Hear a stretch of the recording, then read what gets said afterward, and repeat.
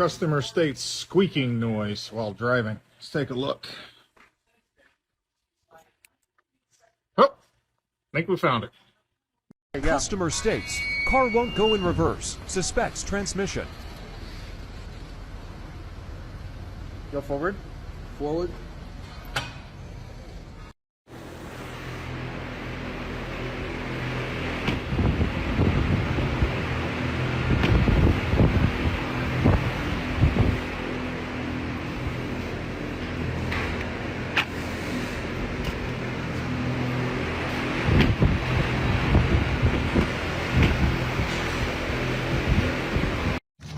Customer states he replaced fuel cap and started noticing that he only had a third of the fuel capacity as normal.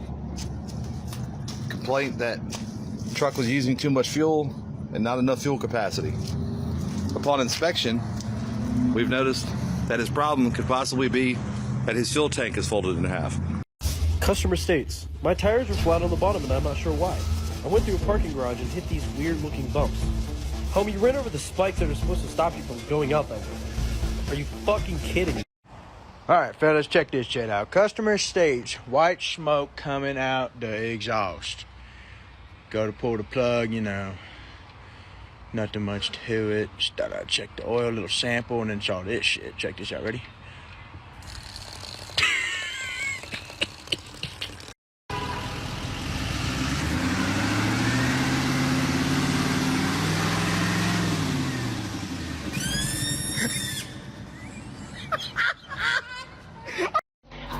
The beach, but I stand in California with my toes in the sand. Use the sleeves of my sweater, let's have an adventure. Head in the clouds, but my gravity centered.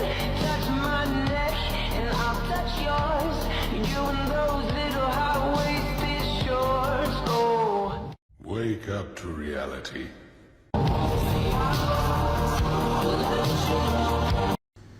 Customer states, my car is leaking power steering fluid.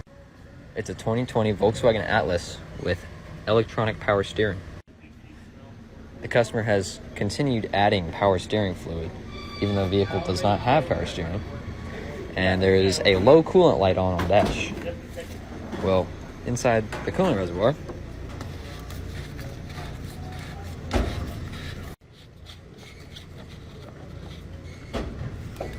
there is not coolant.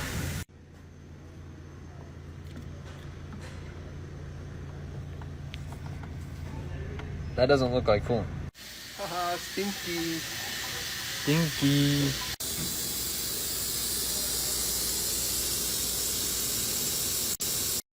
Hey guys, this is Maryland Mechanic here again, and today I have a public service announcement.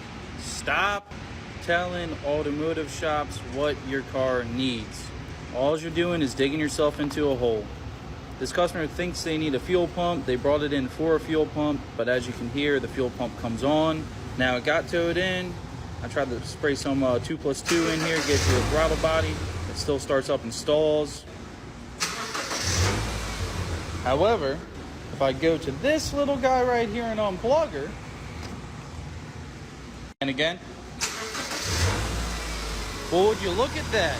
She runs and drives now. Now, if you took this to a dishonest mechanic, they might have just taken your advice and put that fuel pump in, and you would have been dishing out your hard-earned money for a part your car doesn't even need. I got another one, guys, and this one's making me a little nervous. Maybe a lot nervous. No cracks. All you techs know what I'm talking about. Damn, why did I have to get one with no cracks? All of them have cracks. I'm doing a Takata airbag. Man, I can't even say how nervous I am. Ooh. Let's see if I break it.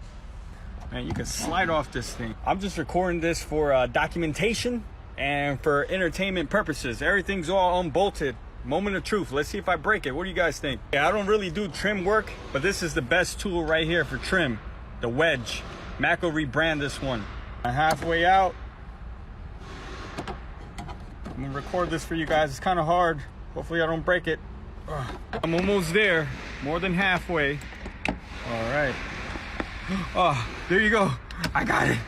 It didn't crack. Okay, airbag was replaced, but I'm not in the clear yet. Let's see if this is satisfying. Oh, I got it. All done, no cracks. Oh, what's that? All right, that's not a crack. All right, we're good. Customer states no clutch. Let's pull it apart and look at the damage.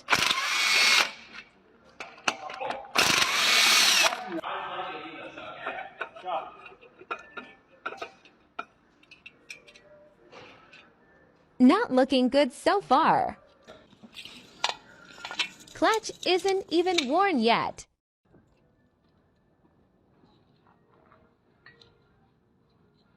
It literally melted to the pressure plate.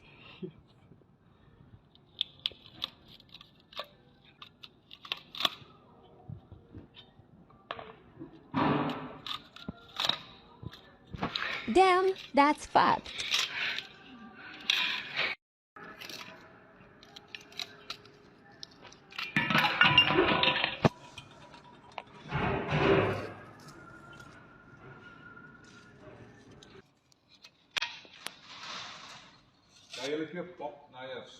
Customer states. Customer states vehicle sounds rough when starting the engine. 2013 Honda Civic. Definitely a grinding noise when starting. I wonder what the problem could be. Maybe putting junk aftermarket parts in your Honda, which Honda does not like. This also isn't a good sign. So not only is it getting a new starter, it's getting a new torque converter. The torque converter got to do with the starter. So it's because the ring gear is welded to the torque converter. As you can see, all these little shiny bits. Kind of missed the mark there a few times. And that torque converter is $854. Yeah, Honda starters are expensive, but you're not replacing the torque converter when it fails. Honda starters never do this. So if you want your Honda to last, buy OEM. It's reliable. It's more, but it's going to last a lot longer. Yes, my people, good day. Customer states vehicle not running right, not driving right. I drove it, and the feeling I get is I'm on the gas, and it feels like it's coming back on me, and then now I ease up and I press it a little bit harder, and then it kind of like kind of shoot off, and then you kind of cruising now, and it feels like it's like boo, like, so it's not smooth, like it doesn't have the power that it should. So checking codes. So I read the codes. You know, we use the codes as pointers to kind of help us out to where we need to be. Mass airflow circuit low input, intake air temp. The mass airflow sensor usually has the air intake temperature sensor made into one. These codes are pointing me to the mass airflow sensor. Let's go take a look. Hood already popped. We're under the hood. This is the airbox right here. Mass airflow sensor usually located right by the airbox, and there it is.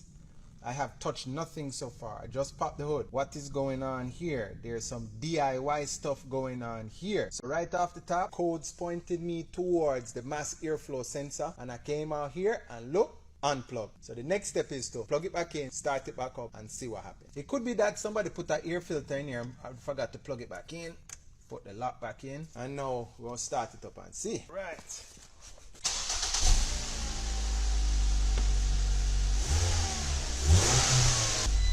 Alright, sound good. In the past, usually if the mass airflow meter is going bad, something can unplug it and it runs better because it's running off of a saved map in the computer. Cars have become more sophisticated now, and they really need that input now, so it doesn't really work every time, but some old school thinkers do that type of stuff. And also it could be that somebody put an air filter in it and forgot to plug it back in. So I'm going to take it for a test drive now and see if it clear up that situation.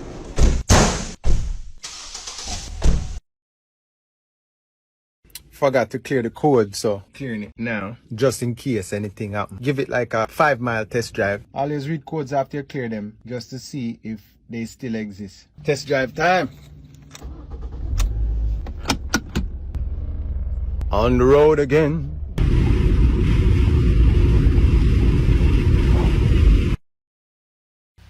Hey, fixed. That's what it was. It drive good.